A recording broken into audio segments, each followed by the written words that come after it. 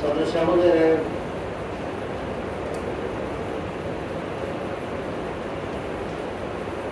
জীবনের বিভিন্ন দিক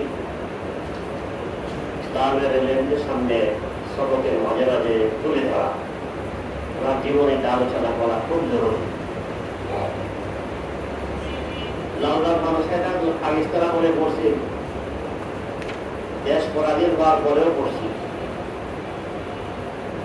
পরাধীন হওয়ার পরে মনে দুঃখ ছিল, 10 শ্রেণীতে হুজুরের নাম অনেকে বলে না, অনেকটা ব্যথা আছে।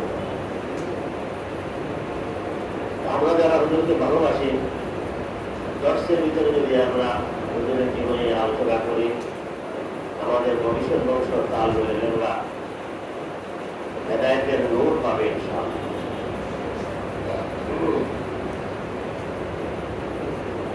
আমরা যারা আজকে এখানে আসছি, আল্লাহ এনেছেন, আমরা বেশি বেশি করে হুজুরের কিতাবগুলো জানা করি।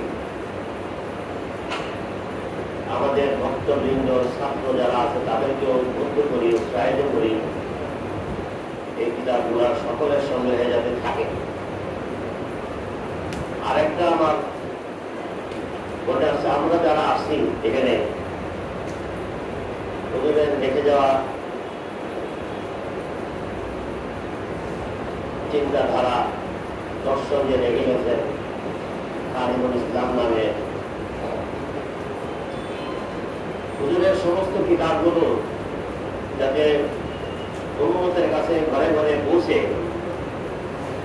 সাহায্যের জন্য আমরা প্রত্যেকে যে যেখানে আছি কর্মজীবনে, আমাদের কর্মজীবনের মাসিক কিছু যে হাদিয়া পাওয়া যায়, এর একটা অংশ 5 ভাগ হোক 10 ভাগ হোক এই খাতে আমরা দান করব। কিতাবগুলো যাতে ছাপাখানা থেকে বেশি বেশি প্রকাশ পায়, অন্যদের কাছে গিয়ে পৌঁছে। আমরা সবাই, আমি আপনাদের কাছে চান্দা করতে পারতাম, হুজুরের জীবনে কিছু আমাকে চান্দা করেন নাই, নিজের দিকেই সবকিছু করতেন। কিতাবের সত্যের কথা তো শুনলেন, পাকিস্তান আমাদের নাম বলবো না, চট্টগ্রামের এক লাইব্রেরির মালিক কোটি কোটি টাকার মালিক পেয়ে গেছে, ওদের সত্য দিয়ে খেয়াল করেন নাই, বন্ধুতে দিয়ে তারা লাভবান হয়েছে। ওদের চাইছিল শুধু পেশা। আমরা যারা আছি, আমরা নিজের থেকে কিছু একটা অংশ কারো কাছে একটা দেওয়া হইলে জমা রাখে, এটা থেকে যেন হুজুরের কিতাব বলা বেশি বেশি সাহায্য হয়, এটা আমার একটা প্রস্তাব। আর রাজধানীতে নতুন করে কেন্দ্র থাকার ব্যবসাটা আমি বলবো পূর্ব সাইয়া জেলা আসলেই।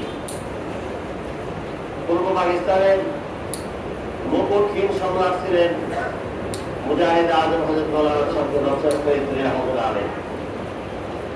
আমি তখনকার তরুণ, জানি সারা পূর্ব পাকিস্তানে লালবাগ মাদ্রাসা বলতে সদস্যা বলে লালবাগের কি ফায়সালা, মানে সদস্যের কি ফায়সালা, সবাই এক ব্যাগ কিনে নিতেন।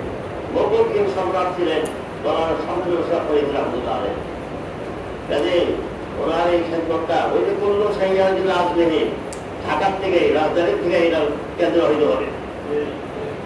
রাজধানী কেন্দ্র হইয়া যদি আমরা ঠিক মতো আন্তরিকভাবে কাজকর্ম করি, এটা ঢেউ গিয়া গহরডাঙ্গা বলবেন।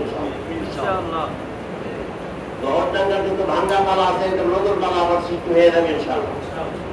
ওটার জন্য আলাদা চিন্তা কিছু দরকার নাই, আমরা কাজ করতে থাকলে তাদের ঢেউ গিয়ে সে সব সংস্কার হয়ে যাবে ইনশাআল্লাহ।